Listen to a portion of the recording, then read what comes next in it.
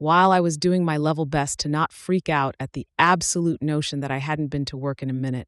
I wish I could tell you they made it easy, that they were supportive and sent a fruit basket or flowers or anything to show any shred of care or concern. But every action they took in the days leading up to and immediately after my month-long hiatus announcement made it clear that I made the right decision for me. Sure, it started with an act of violence from my boss, who turned me over to HR when I indicated I would be out the rest of the week. I wish I could say that's where it ended. Once it became clear to me that she was essentially washing her hands of me, I decided to send my notice of medical leave to HR and leave it to them to figure out how to break the news. Since she wasn't interested in dealing with me, I took it as a hint to deal exclusively with HR. Once I got the notice from my physician that indicated I wasn't to participate in any work-related activities, I sent that to my HR rep. I asked her how this should be handled, since I hadn't told my supervisor, and I also asked her to please keep the details of the letter confidential.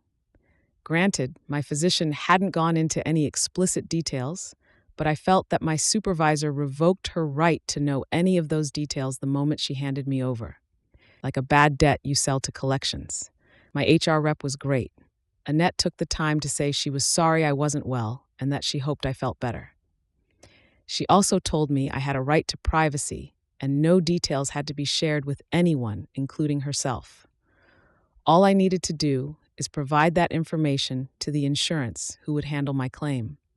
She then turned me over to the disability department so I could find out next steps. That's where the fun began. For starters, Shannon clearly had never met an email she couldn't skim poorly.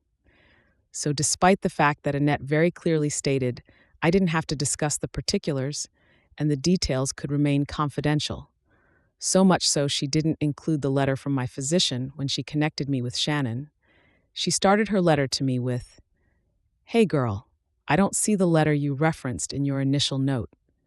Ma'am, please have several seats. Anyway," she continued, "here's the form you need to fill out. Let me know a good time that we can have a quick chat." My response to her was, "Thanks, I'll fill out the form as requested. If I have any questions, I'll let you know in a few days." "Sure, that sounds good," she said. "I'll talk to you then." I decided to ignore her persistence and keep it pushing. I was still having pretty frequent episodes at the time. My heart would gallop, my chest would tighten, my breath became irregular. Having more time to focus on myself and less on work, I was able to suss out that the only trigger for these episodes was work. Whether I was turning on my laptop to write an email, or if I was thinking about the shitstorm I would come back to. Everything having to do with work brought on these episodes. It got so bad we realized I had to just stop talking about work and what I thought they were or weren't doing in my absence. I submitted the FMLA request that morning, sent to the disability department, and a CC to my boss as instructed. Just adding her to the CC line made me all sorts of anxious. I kept my email short and sweet and looked over the form at least 30 times, if not 50. I was dreading the mountain of emails so much, I got in the habit of filtering the results to just FMLA or STD, so those are the only hits that would show up. That way I could pretend I was in an isolated bubble where I didn't have to deal with anything else. Before I jumped out, I noticed an email at the very top from my favorite person, Shannon. She wanted to let me know they'd received my claim and when would be a good time for us to have a quick chat. So I decided to be much more forceful and explicit by letting her know I was not able to talk on the phone. I didn't feel the need nor have the desire to explain to her that the very idea of talking to her or anyone at work on the phone had my anxiety at 1,000. Having to correspond with them via email was bad enough.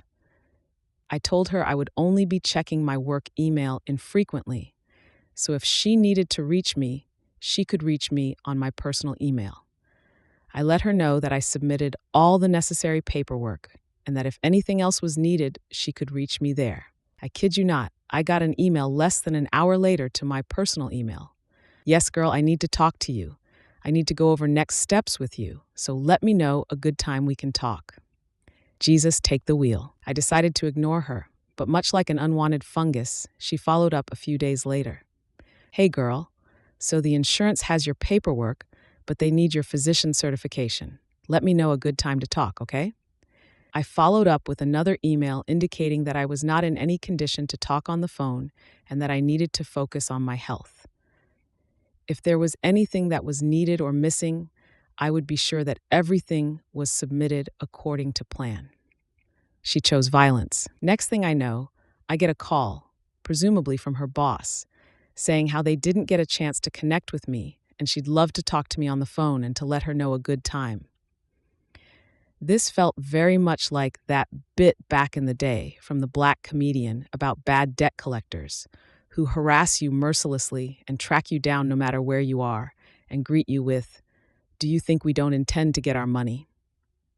That bit was a lot funnier than what I was experiencing. Now it had gone from annoying to flat out suspicious.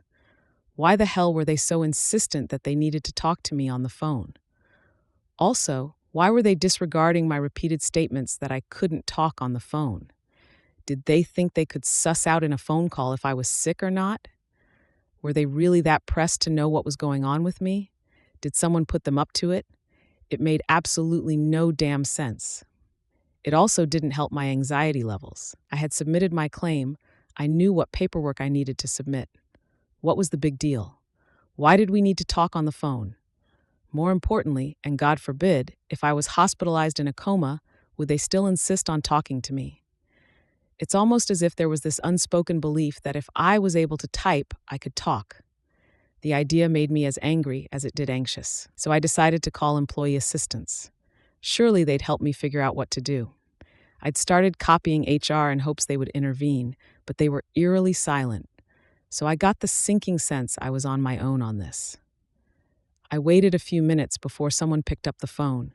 I took some deep breaths to steady myself best I could and began to tell them my issue. I'm currently on disability, and I need to know what my rights are. Okay, ma'am, this is a legal issue. Let me connect you to the right department.